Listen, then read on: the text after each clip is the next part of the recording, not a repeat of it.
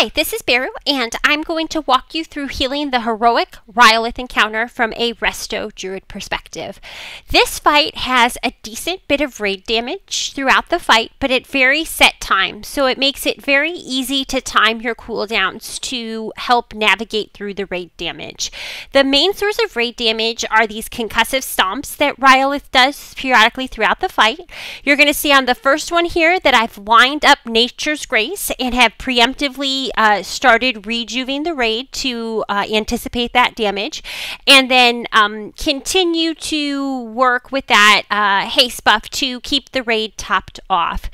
The second time he uses a stomp here, I am going to use my Shard of Woe, which is another haste trinket. You're going to see me pop it, and then you're going to see me work to get the raid topped off fairly quickly.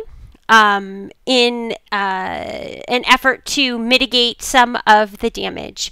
We 6 heal the fight, and I'm actually healing with 3 priests here, so we have a fair amount of pretty strong raid healing going out. This next concussive stomp, I'm going to go ahead and use my Tranquility. The one comment I'm going to make about timing Tranquility for this fight is that you are absolutely going to want to have it available to you for the second phase. So you want to make sure that you time it early enough in the encounter so that it is back up again once you reach phase 2 and there's all of that raid damage that's coming very, very quickly. You don't want to find yourself in that phase without your Tranquility being off of cooldown. After I Tranquility the next stomp, I'm going to go ahead and pop over into Tree of Life and again just work through healing the encounter. Tree of Life will last you through pretty much 2 stomps if you activate it right as the stomp is coming. You're not going to be able to preemptively toss out any heals or many of the heals once you decide to use Tree of Life, but you'll be able to have them running to get people topped off from, you know, the original stomp that you activate it for, and then preemptively for the stomp thereafter. You pretty much just kind of rinse and repeat here. The raid damage as you go later on throughout the fight can get pretty spiky as the volcanoes spawn, depending on how far apart they are, how frequently you have active volcanoes that aren't being knocked down right away, because sometimes it does take Rhyolith a good amount of time to walk from point A to point B in the room and get them knocked down.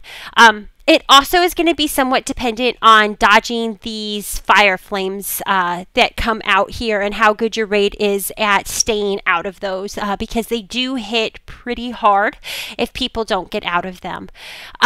I'll make one comment on navigating these fire flames. You'll see here that I am playing with a bit of a top-down view, and the reason I do that is so that I can try my best to see where those fire lines are coming from. And you'll also see that I am sometimes erratic with my camera, and that's me trying to find the fire lines. You see, I just got hit by one right there. But that's me trying to navigate the fire lines and find out where they're coming from in an effort to try to better avoid them. I also try to stay out of Rhyolith's body as much as possible so that I have better view of sort of the island that he's on, and I'm not, you know, just looking at the inside of Rhyolith and hoping that I am out of the fire there. You're going to see here, like I said, as the fight goes on, the damage does ramp up a little bit depending on how many active volcanoes you have spitting at people. So it can get a little hairy as we go through the fight, but I generally tend to kind of follow, you know, my healing pattern through all of the stomps, activating haste cooldowns when they're available, and generally using Wild Growth, Efflorescence, and Swiftmend to help navigate my way through the raid damage that we have. We're going to be coming up here soon onto phase 2 of the fight, and it's really important that you have the raid topped off for phase 2 of the encounter. For me, I'm going to pop into Tree of Life as we're getting really close to pushing into phase 2 so that I can get life blooms rolling on as many people as possible as he comes comes up here and starts to do these massive superheated stomps that are going to cause a significant portion of raid damage. As I mentioned earlier, it's really important that you have Tranquility off of cooldown and available throughout this phase, because these stomps really do a significant amount of damage to your raid. You're going to see that I'm Tranquilitying right here to try to get the raid topped off, and then once that is done, I basically just toss out heals onto everybody that I can, trying to help our priests keep the rest of the raid alive so that we can snag the kill. Just a couple notes. We do 6 heal this fight, while we usually 7 heal lots of these encounters. We found 6 healers with the extra DPS to really be instrumental in allowing us to push into that second phase within the 5-minute mark that we needed to do so. And we used 3 priests, a druid, and 2 paladins for our kill, although I am sure any healing composition would work.